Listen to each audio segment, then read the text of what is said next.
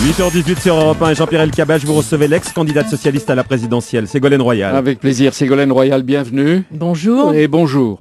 Dans une semaine, le G20 se réunit à Londres, une semaine jour pour jour. Si vous représentiez la France, qu'est-ce que vous proposeriez ?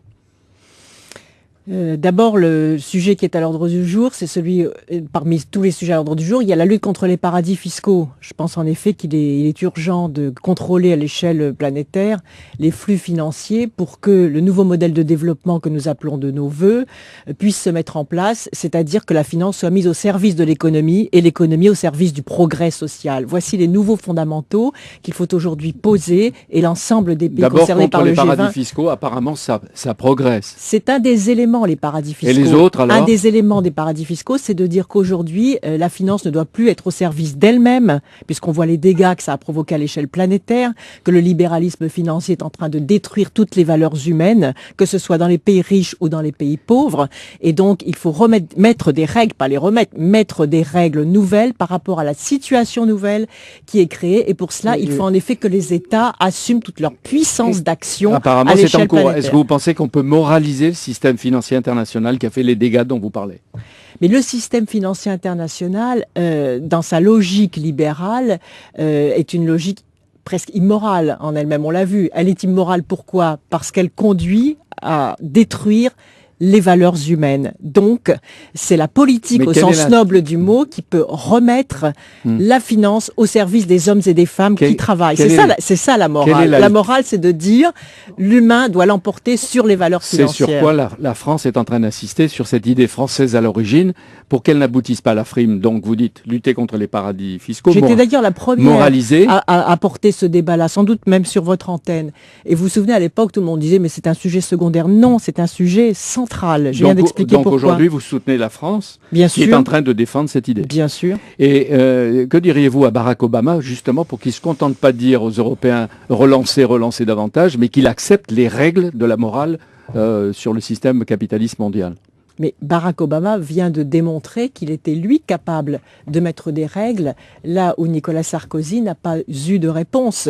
Regardez sur la question des super bonus des grands patrons, Barack Obama, lui, va légiférer pour soumettre ces super bonus à l'impôt. Plus de 90% d'impôt sur ce super bonus. Vous voulez qu'en France, ce soit l'État qui légifère. Est-ce que c'est l'État ou les actionnaires et les assemblées générales des entreprises qui doivent le faire ? C'est le Parlement qui doit légiférer. Pourquoi est-ce que le Parlement doit légiférer aujourd'hui ? Parce que là où la morale est précisément en faillite, la loi ne doit pas faillir. Et ce qui est étonnant aujourd'hui, c'est qu'alors que dans certains pays autour de nous, la loi intervient pour moraliser précisément, en France, nous avons un discours du président de la République sur la morale, mais nous n'avons pas les actes. Mais qu'est-ce qu'il peut faire sur le patronat quand on entend Laurence Parisot répondre à l'ultimatum lancé par l'exécutif ? Ne pas aller de rotomontade à fanfaronnade, elle croit à l'autodiscipline et au code de conduite du MEDEF.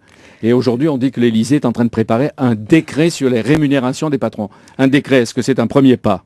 Mais je crois qu'il y a deux façons de moraliser cette question. Soit on soumet les super bonus à l'impôt, comme ça a été fait aux États-Unis, soit on fait une loi, c'est par l'impôt aussi il faut faire une loi, soit il y a une loi, peut-être même les deux, qui interdit les versements de bonus dans les entreprises qui reçoivent des fonds publics, dans les entreprises qui font des plans sociaux ou dans les entreprises qui ne sont pas bien dirigées. Ce qui est aberrant aujourd'hui, ce qui est obscène, pour reprendre le mot de Barack Obama, c'est que l'on voit par exemple une filiale du Crédit Agricole licencier des salariés pour économiser 30 millions d'euros, mais verser des bonus aux dirigeants de plus de 50 millions d'euros. Mais le Crédit Agricole... Mais ça révolte les Français. On est d'accord, tout le monde Moi, est dans ma région, Valeo, qui a reçu des super bonus, licencie et gère mal son entreprise. Dans la région que je préside, il y a une centaine d'emplois supprimés chez Valeo. Vous croyez qu'ils sont contents, les salariés ? Non. Allez, ils sont révoltés.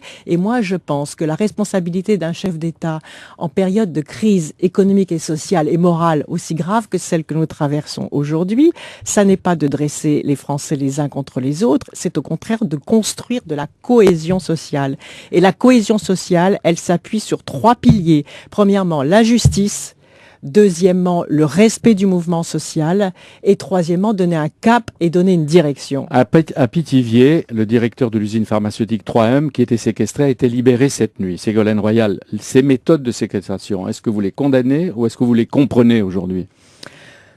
Je crois que séquestration, le mot est un peu excessif. C'est-à-dire qu'il garde pendant 2 jours et 2 nuits. Le directeur de l'entreprise a pu s'exprimer, a parlé. Je crois que s'il y avait du dialogue social dans les entreprises, s'il y avait un respect du mouvement social, lorsqu'on entend le président de la République dire, et c'est assez scandaleux, qu'il y a d'un côté les Français qui font grève et de l'autre ceux qui ne font pas grève.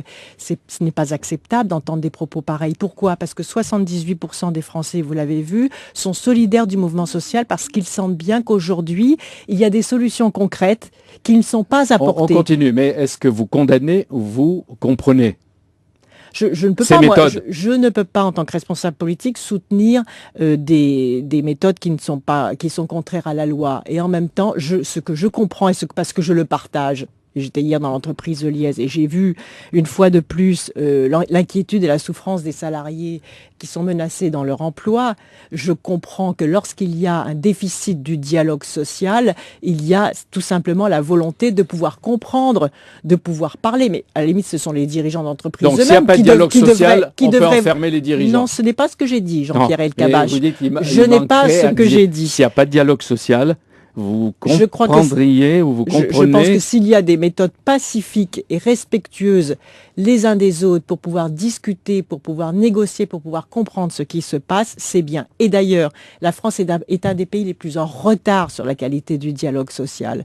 Et moi, je pense que la qualité du dialogue social, c'est-à-dire aussi l'information des salariés, y compris sur les stratégies industrielles des entreprises, comme cela se fait dans le modèle scandinave, où le dialogue social est un élément majeur de l'efficacité économique des entreprises. Luc Châtel est allé dire aux salariés de Cerisier dans les Deux-Sèvres, 1, l'État ne les laissera pas tomber. 2, l'État est prêt à investir 10 millions d'euros et plus s'il le faut, je le cite, mais pas tout seul, avec un partenaire industriel. Est-ce que vous avez trouvé, vous, un repreneur solide pour Heuliez ?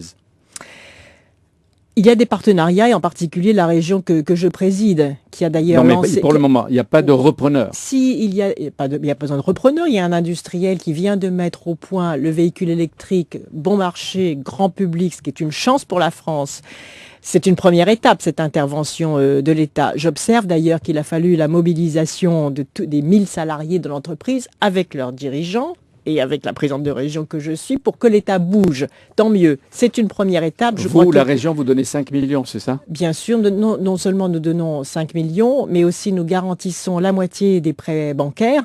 Et surtout, nous avons lancé l'appel à projet qui a permis à l'entreprise de mettre au point cette voiture électrique, la Friendly, qui va coûter 5 000 euros. Le coût de fabrication est un peu supérieur, mais si on fait un système de location de batteries avec les éco-bonus, c'est une voiture qui va, vous vous rendez compte, non mais c'est très important, c'est une première mondiale. J'ai regardé le dossier. Alors, Jean-Pierre Elkabbach, que je peux me permettre une question. Comment expliquez-vous que l'État, qui a mis en place un fonds d'investissement stratégique de plusieurs milliards d'euros, soit si lent pour intervenir dans une entreprise automobile qui réussit sa mutation industrielle et qui est prête à mettre sur le marché une voiture qui s'appelle la Friendly, qui est une voiture autonome sur 200 km, dont le prix de revient aux 100 km est de 1 euro, c'est-à-dire 7 fois moins que de rouler à l'essence, et qui va pouvoir créer peut-être à l'échelle nationale plusieurs milliers d'emplois. Il faut un pool industriel maintenant. C'est un bureau d'études, 50 salariés pour la voiture électrique Friendly, ce n'est pas exact. ou une centaine, 700 pour les carrosseries, alors que le projet Opel Tigra s'achève. Renault et Peugeot ne veulent plus travailler sur les carrosseries avec Heuliez.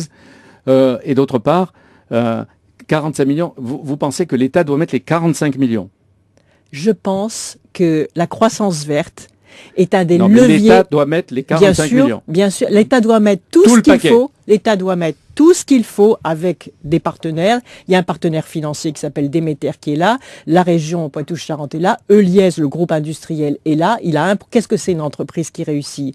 Ce sont des salariés compétents et motivés. Ils sont là. C'est un produit industriel d'avenir. Il est là et c'est des dirigeants d'entreprise qui avancent et qui croient dans l'avenir. Donc aujourd'hui, la France devrait se réjouir d'être le premier pays au monde avoir mis au point cette voiture électrique grand public. Barack Obama vient de mettre, écoutez-moi Jean-Pierre Elkabbach, 2,5 milliards de dollars sur la voiture électrique. Et nous, en France, on a un État qui pinaille pour 10 millions d'euros alors qu'il y a un fonds d'investissement stratégique. Les 45 millions et que peut-être il gère même l'entreprise. Mais pas du tout, Jean-Pierre Elkabbach. Chacun dans son rôle.